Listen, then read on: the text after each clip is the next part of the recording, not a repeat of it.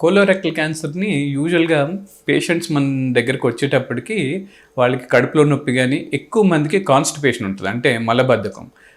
2-3 రోజులకు ఒకసారి అవుతుంది, లేదంటే కొంచెం నల్లగా మోషన్ అవుతుంది. ఇట్లా అన్నప్పుడు మనం ఇమీడియట్గా కొన్ని టెస్టింగ్లు చేయించాల్సిన అవసరం ఉంటుంది. కొంతమందిలో బ్లడ్ పట్టడం కూడా చూస్తూ ఉంటాం అన్నమాట. సో ఈ సిమ్టమ్స్ వచ్చినప్పుడు ఇమీడియట్గా ఇవాల్యుయేట్ చేయించాలి.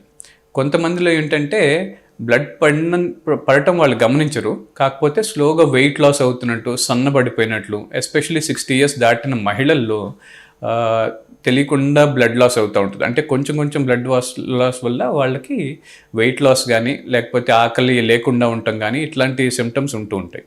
సో ఇలాంటి సిమ్టమ్స్ ఉన్న వాళ్ళలో డెఫినెట్గా మనం ఎండోస్కోపీస్తోనూ కొలనోస్కోపీస్తోనూ ఇవాల్యుయేట్ చేయాలి. కొలనోస్కోపీ అంటే ఒక సన్న పైప్ లాంటిది కింది భాగం నుంచి ఏనస్ నుంచి లోపల కోలన్ని, రెక్టమ్ని ఇవాల్యుయేట్ చేస్తారనమాట.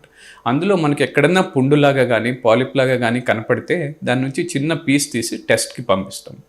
సో ఆ టెస్ట్ చేసిన దాంట్లో కనుక క్యాన్సర్ కణాలు ఉన్నాయి అంటే కోలోరెక్టల్ క్యాన్సర్ ఆల్రెడీ అటాక్ అయిందని మనం చెప్తాం అనమాట. సో ఒక్కసారి కనుక బయాప్సీలో నిర్ధారణ జరిగిన తర్వాత నెక్స్ట్ మనం అది ఏ స్టేజ్లో ఉందనేది మనం గమనించాలి. సో స్టేజ్, మన క్యాన్సర్ ట్రీట్మెంట్ ఏ క్యాన్సర్ అయినా సరే, క్యాన్సర్ ట్రీట్మెంట్కి ప్రధానంగా ఒకటి బయాప్సీ, రెండోది స్టేజింగ్. సో క్యాన్సర్ డయాగ్నోస్ బయాప్సీలు అయిన తర్వాత స్టేజ్ అనేది మనం గమనించాలి. సో ఏ స్టేజ్లో ఉందనేది చూడటం కోసం పెట్ సిటీ స్కాన్ అని చేస్తాం.